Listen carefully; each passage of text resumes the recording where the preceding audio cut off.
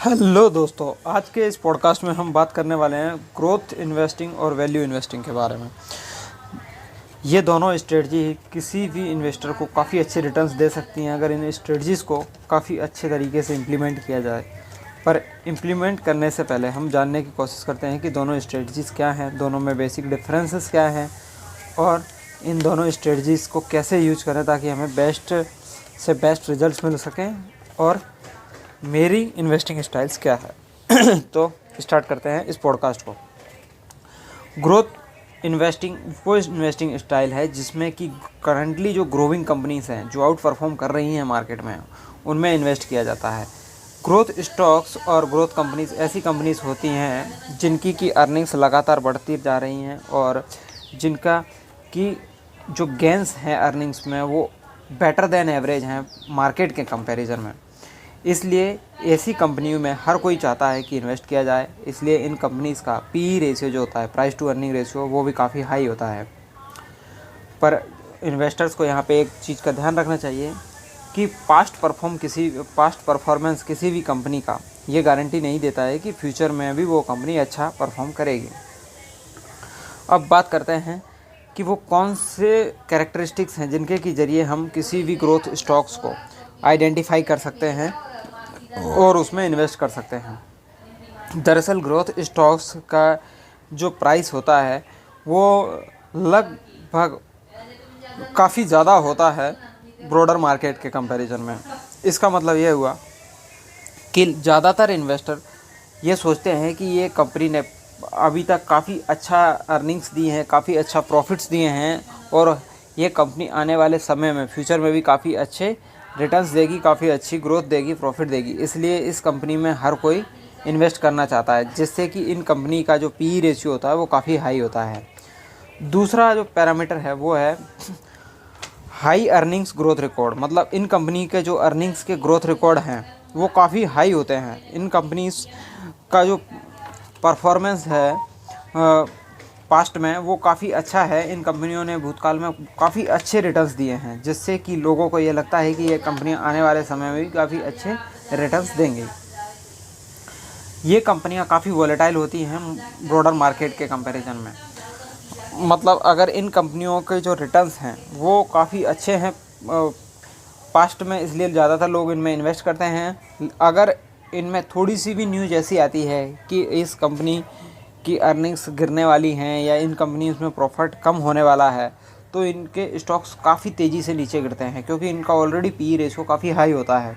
तो इस प्रकार की कोई भी छोटी सी न्यूज़ भी अर्निंग्स से रिलेटेड, ग्रोथ से रिलेटेड इनके स्टॉक्स को काफ़ी ज़्यादा गिरा सकती है। इसलिए इनके स्टॉक्स काफ़ी ज़्यादा वॉलेटाइल होते हैं, बहुत जल्दी ऊपर जाते हैं, बहुत जल्दी नीचे आते हैं। वहीं पर जो वैल्यू इन्वेस्टिंग होती है उसमें इन्वेस्टर्स ऐसे स्टॉक्स में इन्वेस्ट करना पसंद करते हैं जिनको कि अभी मार्केट्स ने अच्छे से रिकॉग्नाइज नहीं किया है या जिनको कि मार्केट ने पनिश किया है। मतलब कि ऐसे स्टॉक्स जिनका कि पास्ट परफॉर्मेंस काफ़ी अच्छा नहीं है और वो काफ़ी सस्ते में मिल रहे हैं, परंतु उनके फंडामेंटल काफ़ी अच्छे हैं। मतलब कंपनी का फंडामेंटल स्कोर काफ़ी अच्छा है, कंपनी का अर्निंग्स भी हैं कंपनी के पास स्ट्रॉन्ग मैनेजमेंट है, कंपनी के पास जो बेसिक रिक्वायरमेंट्स होती हैं किसी भी कंपनी को ग्रो करने के लिए वो सब है, उनका फंडामेंटल भी अच्छा है, परंतु फिर भी उनमें काफ़ी बेटर रिटर्न्स नहीं आ रहे हैं। तो लोग ऐसी कंपनियों में इन्वेस्ट नहीं करते हैं और ऐसी कंपनियां काफ़ी सस्ते दाम पे बाज़ार में हमको मिल जाती हैं। तो इस टाइप की जो कंपनियों में इन्वेस्टमेंट करने की स्टाइल है उसको बोलते हैं वैल्यू इन्वेस्टिंग। वैल्यू इन्वेस्टिंग के लिए भी कुछ कैरेक्टरिस्टिक्स हैं जो कि लगभग अपोजिट्स हैं ग्रोथ इन्वेस्टिंग के। वो है lower price than broader market. मतलब ऐसी कंपनियों में का जो प्राइस है वो काफ़ी कम होता है ब्रॉडर मार्केट के कंपैरिजन में। इसका कारण ये होता है कि ये कंपनियां अच्छी तो हैं, लेकिन इनको इन्वेस्टर्स ने पनिश किया है क्योंकि इनमें बहुत ज़्यादा ग्रोथ नहीं आई है, जिसके के कारण इनके पी रेशियो बहुत कम होते हैं और ये काफ़ी सस्ते में मिल सकती हैं। लेकिन लोगों को ये लगता है कि ये कंपनियां कभी ना कभी बाउंस बैक करेंगी और काफ़ी अच्छा परफॉर्म करेंगी, इसलिए वो इस टाइप की कंपनियों में इन्वेस्ट करती हैं। Price below similar companies in the industry, ये इसका दूसरा कैरेक्टरिस्टिक्स है। इनकी प्राइस काफ़ी कम होती है बाकी कंपनियों के कंपैरिजन में इसी सेक्टर की, क्योंकि ज़्यादातर लोगों को ये लगता है कि ये स्टॉक्स अच्छा नहीं कर रहे हैं, इनमें अर्निंग्स अच्छी नहीं है, तो वो इस टाइप के स्टॉक्स को बेचने लग जाते हैं या इनमें इन्वेस्टिंग नहीं करते हैं, जिससे कि इनका स्टॉक्स एवरेज उस सेक्टर की कंपनी के स्टॉक्स से काफ़ी सस्ते में मिल रहा होता है। इसका कोई भी कारण हो सकता है कि उनकी अर्निंग्स अच्छी नहीं आई हैं, जो अपन ने एक्सपेक्ट किया था उस हिसाब से अर्निंग नहीं आई हैं, या इन कंपनियों की पब्लिसिटी कुछ ख़राब हो गई है, कोई नेगेटिव मार्केट में न्यूज़ है, या कोई लीगल प्रॉब्लम है, कोई सरकार से उलझन चल रही है, या कोई और लीगल प्रॉब्लम चल रही है, जिसके के कारण इन्वेस्टर्स इस कंपनियों में अपना स्टेक बेचने लग जाते हैं और इनके स्टॉक्स काफ़ी सस्ते में मिलने लग जाते हैं।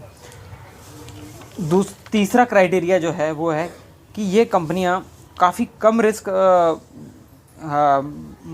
में होती हैं as compared to broader market, क्योंकि इनका स्टॉक्स ऑलरेडी काफ़ी सस्ते लो पी रेशियो पे ट्रेड हो रहा होता है और इनमें ज़्यादातर इन्वेस्टर्स इन्वेस्ट करना नहीं चाहते हैं, और इस प्रकार के जो स्टॉक्स रहते हैं वो उन लोगों के लिए काफ़ी अच्छे होते हैं जो लॉन्ग टर्म इन्वेस्टिंग करना चाहते हैं, क्योंकि ये स्टॉक्स कभी ना कभी बाउंस बैक करते हैं और अच्छी ग्रोथ के साथ आपको काफ़ी अच्छे रिटर्न्स देते हैं।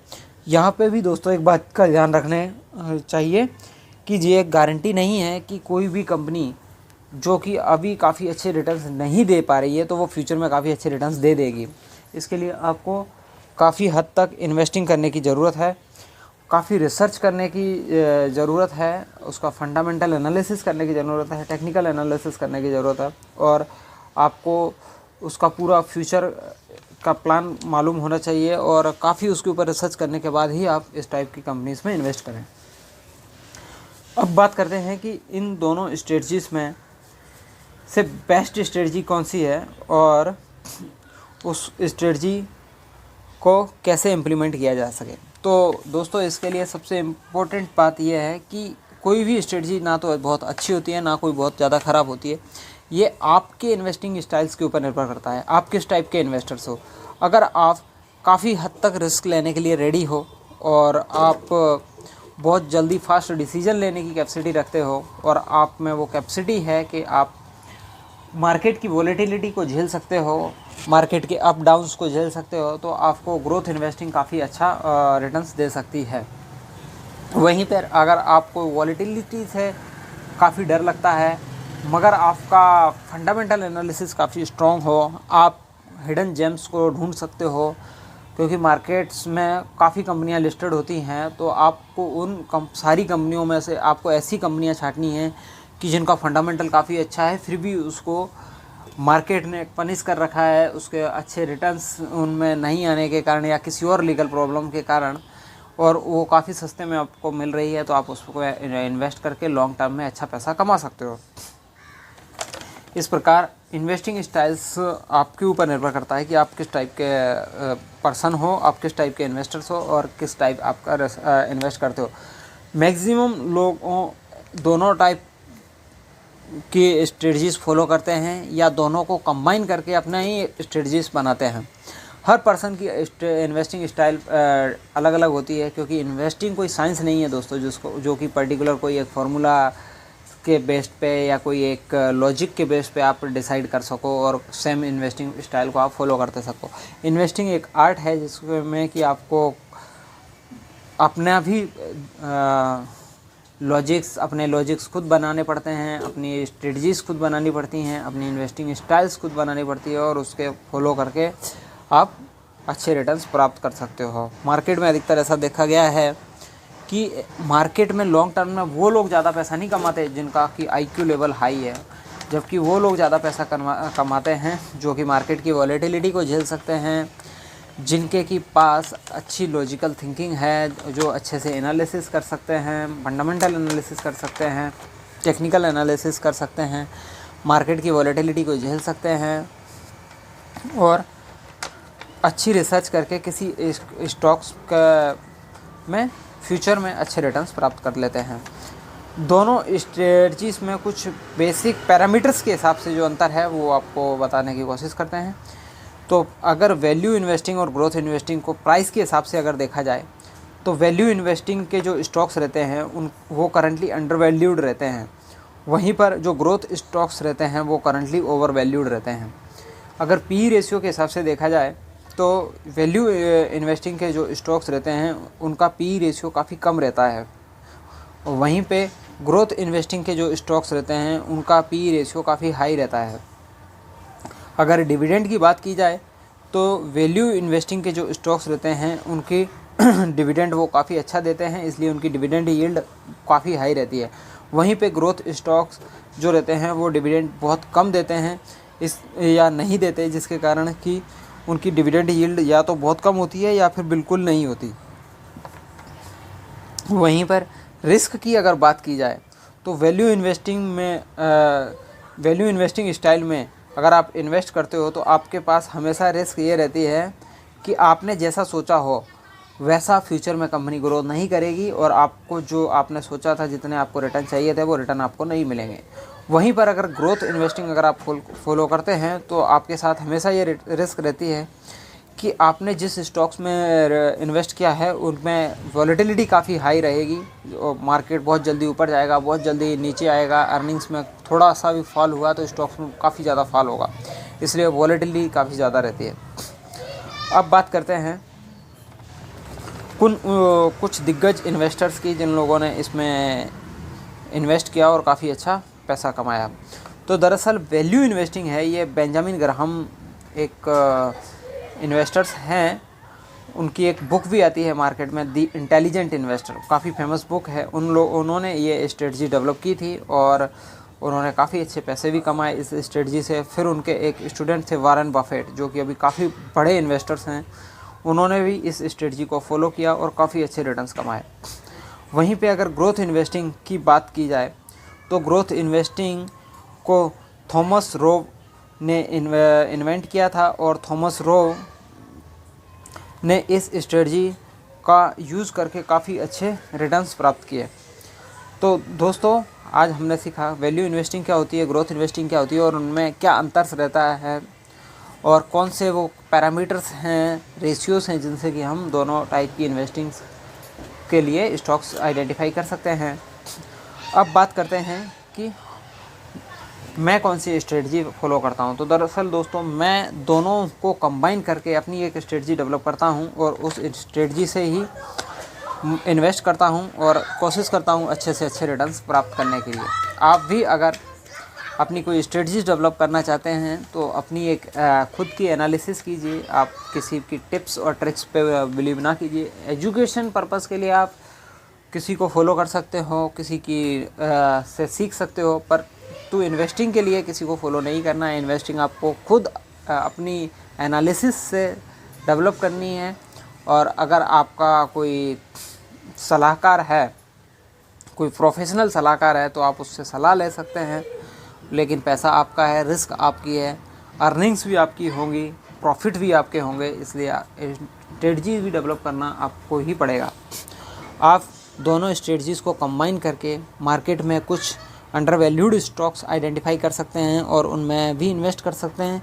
साथ के साथ में आपको ध्यान रखना चाहिए कि ग्रोविंग जो कंपनियां होती हैं जो कि काफ़ी अच्छा परफॉर्म कर रही हैं करंटली, आपको उनमें भी इन्वेस्ट करना चाहिए ताकि उनका जो पोटेंशियल है कि वो आपको जो रिटर्न्स दे सकती हैं वो आप मिस ना करो। बहुत सी बारी हमने ये देखा है कि ग्रोविंग स्टॉक्स फ्यूचर में जाके मल्टीबैगर्स बन जाते हैं, तो आप ऐसी कंपनियों में भी इन्वेस्ट करके अपने काफ़ी अच्छे रिटर्न्स ले सकते हो। अगर आपको मार्केट की वॉलेटिलिटी से फिर भी डर लगता है और आपको नहीं समझ में आता है कि आपको वैल्यू इन्वेस्टिंग करना है, ग्रोथ इन्वेस्टिंग करना है या कौन सी स्ट्रेटजी फॉलो करें और किस टाइप की इन्वेस्टिंग करें, तो दोस्तों उस केस में आपके साथ सबसे बेस्ट रहेगा कि आप स्टॉक से दूर रहें। या तो आप म्यूचुअल फंड्स के ज़रिए SIP मोड में मार्केट में इन्वेस्ट करें या फिर आप इंडेक्स फंड में इन्वेस्ट करें या ETF के ज़रिए इंडेक्स में इन्वेस्ट करें। अगर आप ETF के ज़रिए इंडेक्स में इन्वेस्ट करते हैं तो उससे आपको मार्केट की वॉलेटिलिटी से ज़्यादा फ़र्क नहीं पड़ता है, आपको मार्केट का जो एवरेज रिटर्न है वो आपको हमेशा मिलता रहेगा और उसके ज़रिए कि आप काफ़ी अच्छा रिटर्न कमा सकते हो। अगर आप वो रिस्क भी नहीं लेना चाहते हैं तो फिर आपको मेरी पर्सनल स्ट्रेटजी है 25-25-25-25। मतलब आपको 25% पैसा इक्विटी ईटीएफ्स में इन्वेस्ट करना चाहिए, जिसमें कि आप निफ्टी 20 में इन्वेस्ट कर सकते हो, बैंक 20 में इन्वेस्ट कर सकते हो, IT 20 में इन्वेस्ट कर सकते हो। इस प्रकार आप किसी भी ईटीएफ में इन्वेस्ट कर सकते हो। बेटर रहेगा आप निफ्टी 50 या नेक्स्ट निफ्टी 50 के ईटीएफ्स में इन्वेस्ट करें, और नेक्स्ट 25 जो आपका पैसा है वो आप गोल्ड में इन्वेस्ट करें, सिल्वर में इन्वेस्ट करें, क्योंकि ये वैल्यूएबल मेटल्स हैं और ये भी काफ़ी अच्छा परफॉर्म करती हैं। उसके बाद जो नेक्स्ट 25% पैसा है वो आप किसी और कंट्री के ईटीएफ्स में इन्वेस्ट करें, ताकि आप अगर अपने देश में कुछ इकोनॉमिक स्लो डाउन आता है तो दूसरी कंट्रीज़ की जो ग्रोथ है उसका प्रॉफिट आप ले सकें। तो अगर हम बात करते हैं इंडिया की, तो अभी इंडिया में अगर आप निफ्टी 15 में इन्वेस्ट करते हैं तो आप इसके साथ साथ अपना कुछ पैसा यूएस इकोनॉमी में इन्वेस्ट कर सकते हो। तो उसके लिए भी इंडियन एक्सचेंजेस पे काफ़ी ईटीएफ ट्रेड होते हैं जो कि आपको अपॉर्चुनिटी देते हैं यूएस में इन्वेस्ट करने के लिए, जैसे कि MON 100 है। इस प्रकार के ईटीएफ्स के ज़रिए आप इन्वेस्ट करके यूएस इकोनॉमी में भी इन्वेस्ट कर सकते हैं। अगला ऑप्शन है आपके पास कि आप किसी दूसरे इंस्ट्रूमेंट में इन्वेस्ट कीजिए जहां से आपको अच्छा रिटर्न मिल सके। तो आप उसके लिए रियल इस्टेट में इन्वेस्ट कर सकते हैं। अभी आप बोलोगे कि रियल इस्टेट में इन्वेस्ट करने के लिए तो मेरे को 40-50 लाख 60 लाख रुपए चाहिए, और इतना अमाउंट हमारे पास नहीं है। तो उसके लिए दोस्तों कुछ मार्केट में रीट्स होती हैं, रियल एस्टेट इन्वेस्टमेंट प्लान्स होते हैं। रीट्स एक ऐसा इंस्ट्रूमेंट है, ऐसी ग्रुप है, या ऐसा आप बोल सकते हो कि स्टॉक्स है जो कि आपका पैसा रियल एस्टेट में इन्वेस्ट करता है, और वहाँ से जो अर्निंग्स उसको आती है, जो मंथली रेंटल्स आते हैं, जो भी प्रॉफिट्स आते हैं, वो आपको डिविडेंड के रूप में देता है। साथ के साथ जैसे जैसे प्रॉपर्टीज़ की कीमत बढ़ती है वैसे वैसे आपके स्टॉक्स की भी कीमत बढ़ती है। तो इंडिया में अभी 3 रीट्स काफ़ी फेमस है और काफ़ी अच्छा परफॉर्म कर रही हैं। तो वो है एम्बेसी, बायरेट और माइंड स्पेस। तो आप इसके ज़रिए रियल एस्टेट में भी इन्वेस्ट कर सकते हो। आप अगर ज़्यादा रिस्क लेने वाले पर्सन हैं तो आप अपने पूरे इन्वेस्टमेंट का 1-आधा% बिटकॉइंस में भी इन्वेस्ट कर सकते हैं, क्रिप्टो करेंसी में भी इन्वेस्ट कर सकते हैं। लेकिन याद रखें कि क्रिप्टो करेंसी और बिटकॉइन में इन्वेस्टिंग काफ़ी रिस्की होती है, क्योंकि इसका प्राइस है वो किसी फिजिकल चीज़ के साथ नहीं कैरी होता है। जैसे कि कोई भी स्टॉक का प्राइस वो कंपनी के परफॉर्मेंस के साथ मूव करता है। अगर कंपनी ग्रो करेगी तो स्टॉक की प्राइस भी अप्रिशिएट होते हैं। जैसे कि गोल्ड के जो ETFs हैं उनका प्राइस गोल्ड के साथ लिंक होता है। अगर जो मार्केट में डोमेस्टिक गोल्ड की कीमत बढ़ती है तो गोल्ड के ETF की भी कीमत बढ़ती है। ऐसे बिटकॉइन या और किसी क्रिप्टो करेंसी का कोई लिंक नहीं रहता है किसी फिजिकल चीज़ के साथ, इसलिए वो और ज़्यादा वोलेटाइल होते हैं।